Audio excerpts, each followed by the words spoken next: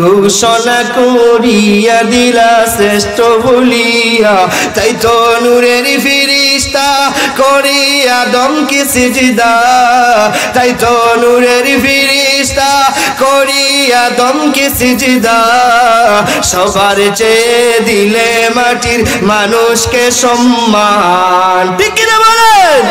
আল্লাহু আল্লাহু শিশু মুসা নবীর যখন দুশ্মনেরই ডরি, সিন্ধুকি বুড়িয়া দিলা বাসায় সাগরে। শিশু মুসা নবীর যখন দুশ্মনেরই ডরি, সিন্ধুকি বুড়িয়া দিলা বাসায় সাগরে। প্রাণে ছিল যাহার ভয় সেটাই পেল সে আশ্রয়, প্রাণে ছিল যাহার ভয় সেটাই পেল সে আশ্রয়। দুশ্মনেরই হাতে তাগার বাঁচাইলা প্রাণ। আল্লাহু আল্লাহু বলেন, আল্লাহু আল্লাহু তুমি জাল্লে জালালুহু, শেষ করা তো যায় না গীত তোমার গুণগান। তুমি মাটির আদমকে প্রথম সৃষ্টি করিয়া ঘোষণা করিয়া দিলা শ্রেষ্ঠ বলিয়া। আল্লাহু আল্লাহু যখন ইউনুস নবীর খাইলো মাছের গিলিয়া, ফেরেশতা পাঠাইলা তুমি ইসমে আজম দিয়া। ঠিক না বলেন? যখন ইউনুস নবীর খাইলো মাছের গিলিয়া, ফেরেশতা পাঠাইলা তখন ইসমে আজম দিয়া। দমে দমে তেগার দম পরে সে ইসমে আজম, দমে দমে তেগার দম পরে সে ইসমে আজম। মাঝের দূর হতে সে যে পেল পরিত্রাণ। জুড়ে আওয়াজ দিয়া উচ্চ কণ্ঠে সকলে একসাথে বলেন আলহামদুলিল্লাহ। তাহলে সব কিছু দেওয়ার মালিক, মাফ করে দেওয়ার আল্লাহর ক্ষমতা আছে। আল্লাহ যদি আমাদেরকে মাফ করে দেয়, আল্লাহ তো কোনো কিছু কমতি হবে? তিরমিজির রিওয়ায়াত আসছে, তিরমিজির বর্ণনা আসছে, আল্লাহ কেমন বাহানা করে মানুষদেরকে মাফ করে দেয়। আল্লাহু আকবার। আল্লাহর নবী ডাক দেয়া কয়, সাহাবীরা শোনো, দুইজন মানুষ জাহান্নামে চলে গেল। জাহান্নামে যাওয়ার পরে হঠাৎ চিল্লাচিল্লি শুরু করবে, তাদের আওয়াজ বড় উঁচু হয়ে যাবে। আল্লাহ ডাক দেয়া বলবে, ও ফেরেশতারা, জাহান্নামে চিল্লাচিল্লি শুরু করছো কেন? এমনিতেই দুই বান্দা ডাক দেয়া বলবে, আল্লাহ প্রশ্নের উত্তরগুলা পরে দেই, আগে একটু সময়ের জন্য জাহান্নাম থেকে বাহির করে। জুড়ে বলেন। ওই বান্দা দুই বান্দাকে আল্লাহ জাহান্নাম থেকে বাহির করে আবার জিজ্ঞাসা করবে, চিল্লাচিল্লি শুরু করছো কেন? ওই দুই বান্দা আল্লাহর ডাক দেখো, আল্লাহ জাহান্নামের আগুন আর সইতে পারি? জাহান্নামের আগুন মনে খুব আরাম। জুড়ে বলেন। ওই দুই বান্দা আল্লাহর ডাক দিয়ে বলবে, আল্লাহ আপনি তো রহমান, আপনি তো রহিম, আল্লাহ দয়া করে আমাদেরকে জান্নাতের মেহমান বানায় দেন। আল্লাহ ডাক দিয়ে বলবে, না, জাহান্নামে দিয়েছি আরামের জন্য না, কষ্টের জন্য। যাও, পুনরায় জাহান্নামে চলে যাও। তিরমিজির রিওয়ায়াত আসছে, বর্ণনায় আসছে, দুই বান্দাকে আল্লাহ সম্বোধন করার পরে সাথে সাথে দুই বান্দার মধ্য থেকে এক বান্দার সাথে সাথে জাহান্নামের দিকে দৌড় দিবে, আরেক বান্দা ঠিক জায়গায় দাঁড়ায় থাকবে। আল্লাহ আবার দুই বান্দাকে একত্রিত করে এরা ডাক দেয়া বলবেন, এ বান্দারা, আমি আল্লাহ তোমাদের দুজনকে অর্ডার দিয়েছিলাম জাহান্নামে যাওয়ার জন্য, একজন কেন গেলা, আরেকজন কেন গেলা না? ওই সময় যেই বান্দা জাহান্নামের দিকে দৌড় দিয়েছিল, ওই বান্দা আল্লাহর কাছে ডাক দিবে, প্রভু আপনি আমাকে জাহান্নামে যাওয়ার জন্য অর্ডার দিলেন। আমি চিন্তা করলাম, দুনিয়াতে আপনার বিধান ছিল নামাজের বিধান, আপনার বিধান ছিল রোজার বিধান, আপনার বিধান ছিল হজের বিধান, যাকাতের বিধান। না হে প্রভু, দুনিয়ার জমিনে আপনার কোন বিধান, আপনার কোন হুকুম পালন করতে পারি নাই। প্রভু আজকে জায়গা আমি আশা করি জাহান্নাম থেকে বাইর কইরা আল্লাহ আপনি অর্ডার দিলেন জাহান্নামে যাওয়ার জন্য। প্রভু আজকের বিধানটাও যদি না মানতে পারি, আমার মতো হতভাগা বান্দা আর কেউ হইতে পারে না। না, শুধুমাত্র আপনার বিধান পালন করার জন্য, শুধুমাত্র আপনার হুকুম পালন করার জন্য প্রভু আপনার বলতে দেরি হয়েছে। আমি গুনাহগার জাহান্নামের দিকে দৌড় দিতে এক সেকেন্ডও দেরি করি না। আমার এমনিতেই 2 নম্বর মাপ, যেই জাহান্নামের দিকে দৌড় দিবে না, ঠিক জায়গায় দাঁড়ায় থাকবে, ওই বান্দাকে আমার আল্লাহ লক্ষ্য করে বলবে, বান্দা রে, আমার ওই বান্দা আমি আল্লাহর হুকুম, আমি আল্লাহর বিধান পালন করার জন্য জাহান্নামের দিকে দৌড় দিল। রে বান্দা, তুমি কেন জাহান্নামের দিকে দৌড় দিলে না? এমনিতেই আল্লাহর বান্দা আল্লাহর সঙ্গে যুক্তি পেশ করবে। সুবহানাল্লাহ। আল্লাহ আপনার বিধান পাওয়ার বড় কেন লাগু? আপনার একটা বিধান আমার জানা আছে। এবার কি বিধান জানা আছে? হে প্রভু, আপনার নবী বলেছেন জাহান্নাম থেকে 1 সেকেন্ডের জন্য যদি বাইর করে আনেন, ওই বান্দাকে পুনরায় জাহান্নামে দেওয়া আপনার কোনো বিধানই না। হে প্রভু, আমি গুনাহগার, আপনার রহমতের দিকে তাকাচ্ছি, আপনার বিধানের দিকে তাকাচ্ছি। এমনিতেই আমার ডাক দিয়ে বলবে, এ ফেরেশতারা শোনো, আমার যে বান্দা আমি আল্লাহর হুকুম বিধান পালন করার জন্য জাহান্নামের দিকে দৌড় দিল, তার কথাও ঠিক আছে। আমার যে বান্দা আমি আল্লাহর রহমতের বিধানের দিকে তাকায় জাহান্নামের দিকে দৌড় দিল না, তার কথাও ঠিক আছে। যাও যাও, আমি আল্লাহ আমার 2 বান্দারে মাফ করে দিয়া আমি আল্লাহ তুই জান্নাতের মেহমান বানায় দিলাম। আল্লাহ কয় ওয়াসারিউ ইলা মাগফিরাতিন মির রাব্বিকুম। আমার তিলাওয়াত কি আয়াতের ভিতরে আল্লাহ রাব্বুল আলামিন ডাক প্রতিযোগিতা করো। 1 নম্বর প্রতিযোগিতা কইলো বেশি বেশি মাহফিল প্রতিযোগিতা করো। আজ থেকে মাহফিল প্রতিযোগিতা করব তো ইনশাআল্লাহ। কারা কারা করব ইনশাআল্লাহ? হাত তুলে দেখাই, হাত দিয়ে নাড়াচাড়া দেন, বলেন আল্লাহু আকবার। এত কম আওয়াজ, জোরে আওয়াজ দিয়ে বলেন আল্লাহু আকবার। 1 নম্বর প্রতিযোগিতা কইলো বেশি বেশি মাহফিল দিকে প্রতিযোগিতা। 2 নম্বর প্রতিযোগিতা কথা বলবো। আল্লাহ বলেন ওয়া জান্নাতিন আরদুহাস সামাওয়াতু ওয়াল আরদ। 2 নম্বর প্রতিযোগিতা, 2 নম্বর প্রতিযোগিতার ফিক্সেশন হলো, এবার তুমি যদি প্রতিযোগিতা করতে চাও, আমি আল্লাহর তৈরি জান্নাতের প্রতিযোগিতা করো। সুবহানাল্লাহ বলেন। কিসের প্রতিযোগিতা? দুনিয়ার জমিনে 1 বিঘা জায়গার জন্য, সামান্য জায়গার জন্য, সামান্য টাকার জন্য সন্তান তার বাবারে হত্যা করতেছে, সন্তান তার চাচারে হত্যা করতেছে, আছে না নাই?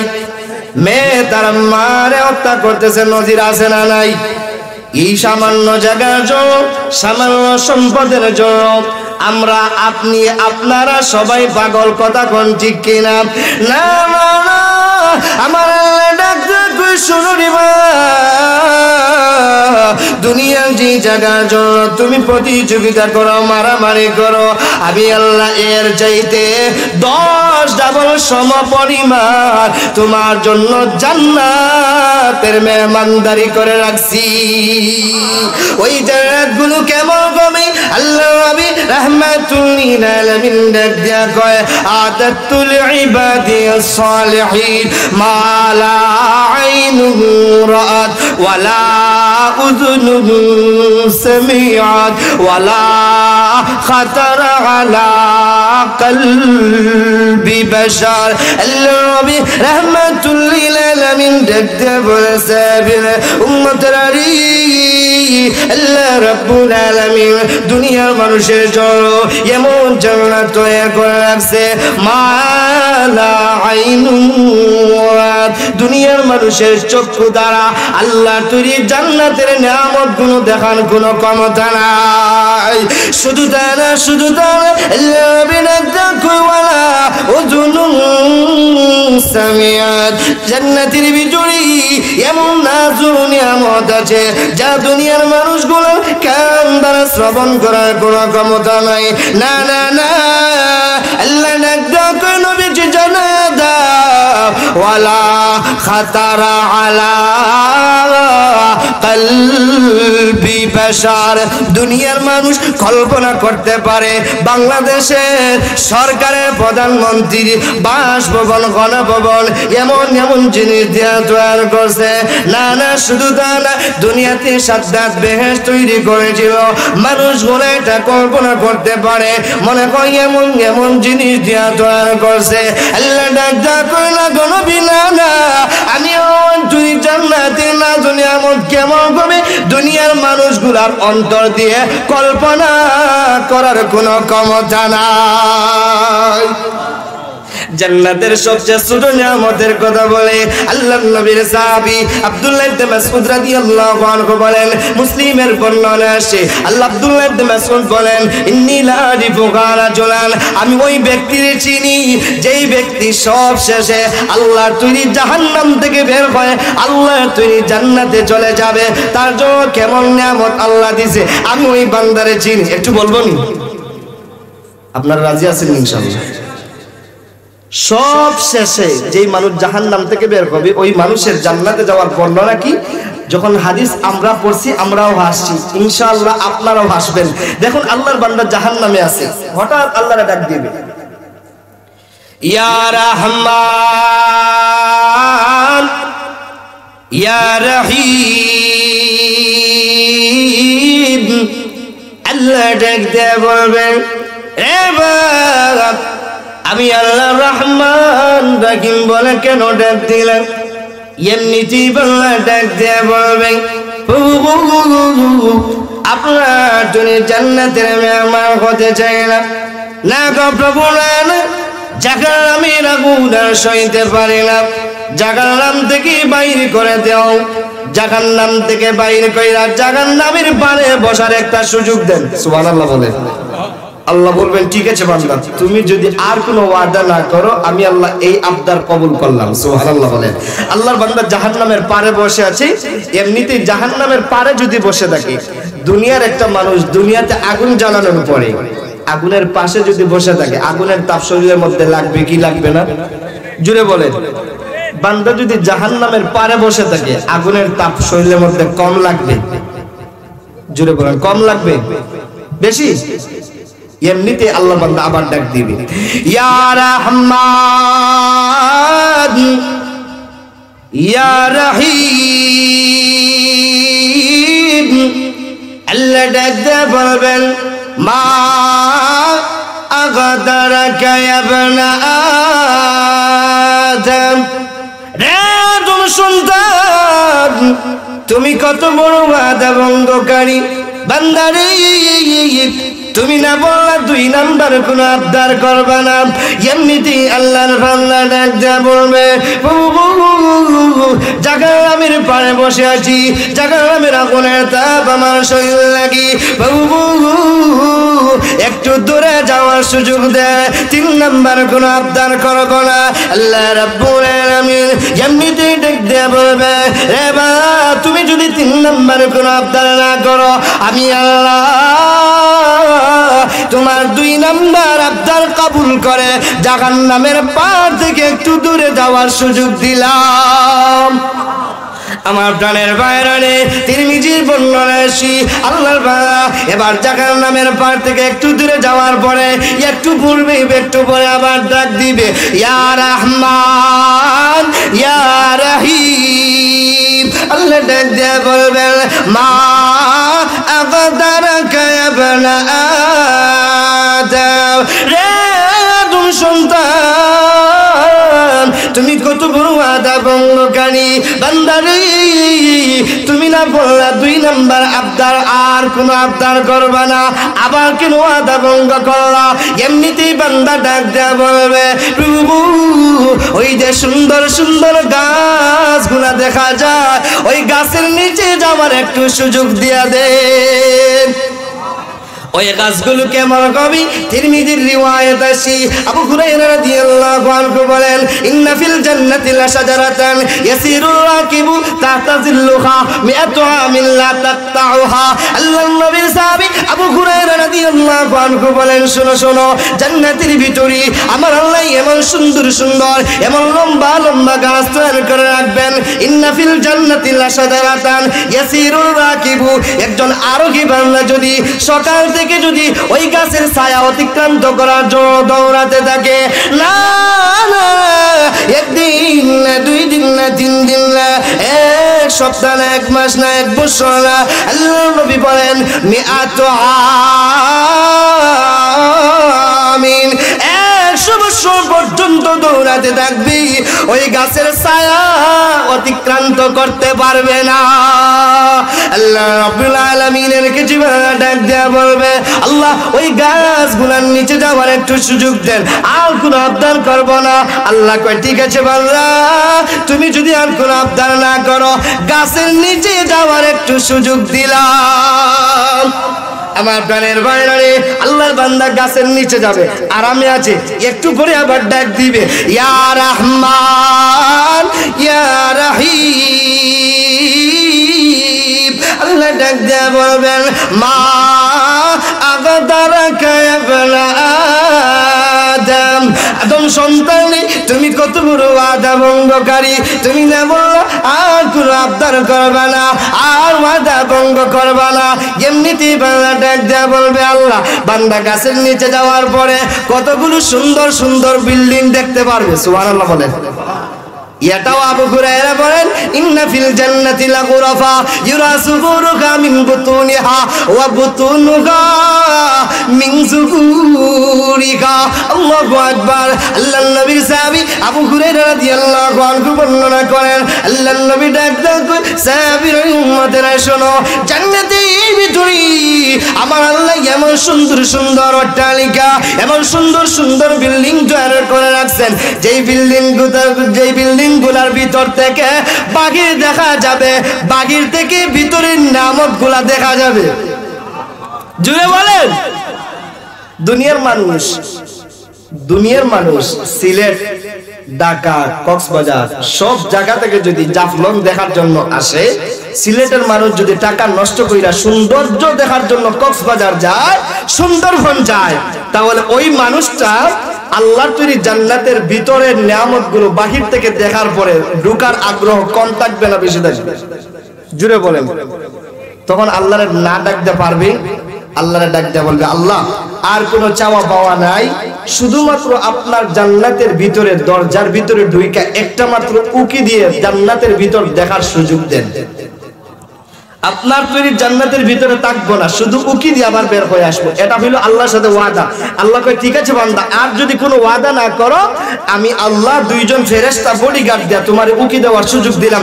জান্নাতের দরজার ভিতরে সামনে গেছে, দুনিয়াতে এমন অট্টালিকা, এমন বিল্ডিং এর এমন হাই প্রযুক্তি দরজা আছে যেগুলো ধাক্কা দিয়ে খুলতে হয় না, যেগুলো সামনে গেলে অটোমেটিক খুলে যায়। আছে না নাই? জান্নাতের দরজা মনে হয় এর চাইতে হাই প্রযুক্তি একটু কম হবে। জোরে বলেন। ওয়াদা দিয়েছিল জান্নাতের দরজার ভিতরে ঢুইকা দেখা তারপর বের হয়ে আসবে। তিরমিজির রিওয়ায়াত আসছে, আল্লাহর নবীর সাহাবী বলেন যে আল্লাহর বান্দা 2 জন পাশে 2 জন ফেরেশতা বডিগার্ড, আল্লাহর বান্দা জান্নাতের ভিতরে ঢুইকা এমন সামনের দিকে দৌড় দিবে, পিছনের দিকে আর তাকাইবেই না। জোরে বলেন। আল্লাহ ডাক দেয়া বলবে, বান্দা তুমি না ওয়াদা দিয়েছিলে জান্নাতের ভিতরে ঢুইকা আবার বের হয়ে আসবা, এবার জান্নাতের ভিতরে ঢুইকা ফেরেশতাদেরকে রাইখা সামনের দিকে কেন দৌড় দিলাম? এমনিতেই ডাক দেয়া বলবে আল্লাহ এতগুলো ওয়াদা দিয়েছিলাম শুধুমাত্র বাকারা জান্নাতের ভিতরে ঢুকে গেছি আর জীবনে জান্নাত থেকে বের হব না। আল্লাহ ডাক দেয়া বলবে কেন রে ওয়াদা ভঙ্গ করলা? আল্লাহর বান্দা আল্লাহরে বলবে আল্লাহ আপনার বিধান আমার জানা আছে, আপনি বলছেন জান্নাতি ঢুকে গেলে জান্নাত থেকে বের হওয়ার কোনো বিধান আপনার নাই। আল্লাহ ডাক দিয়ে বলবে জান্নাতের ভিতরে থাকবা, ঠিক আছে জান্নাতের সবগুলা সিট বুকিং হয়ে গেছে, দেখো তোমার জন্য কোনো সিট খালি আছে কিনা।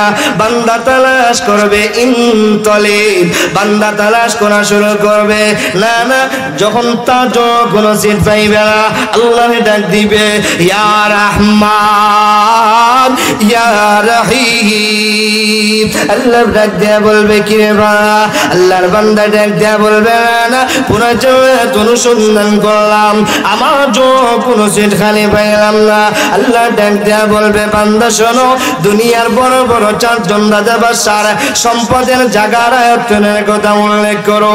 বান্দা যখন চারজন রাজা বাদশার জায়গার আয়তনের কথা উল্লেখ করবে এমনিতেই আমার আল্লাহ গাইবে আওয়াজ দিবে লাকামা তামান্নাইতা ওয়া আশারাত আবওয়া ফিদ দুনিয়া।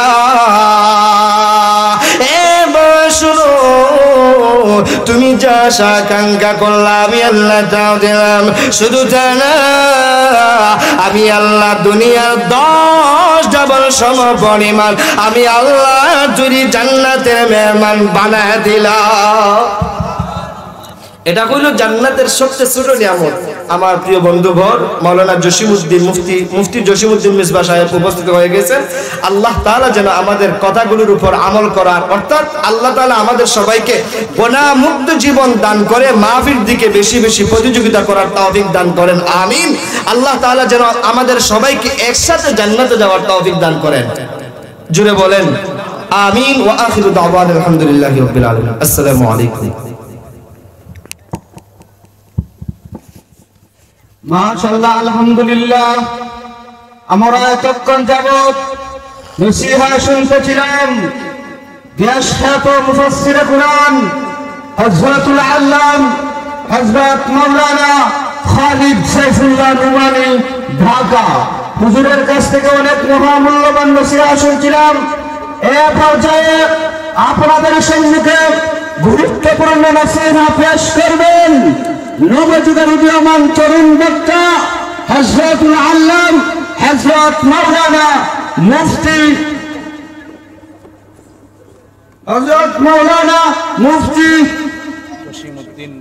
জসিমউদ্দিন রহমানী ঢাকা, হযরত মাওলানা মুফতি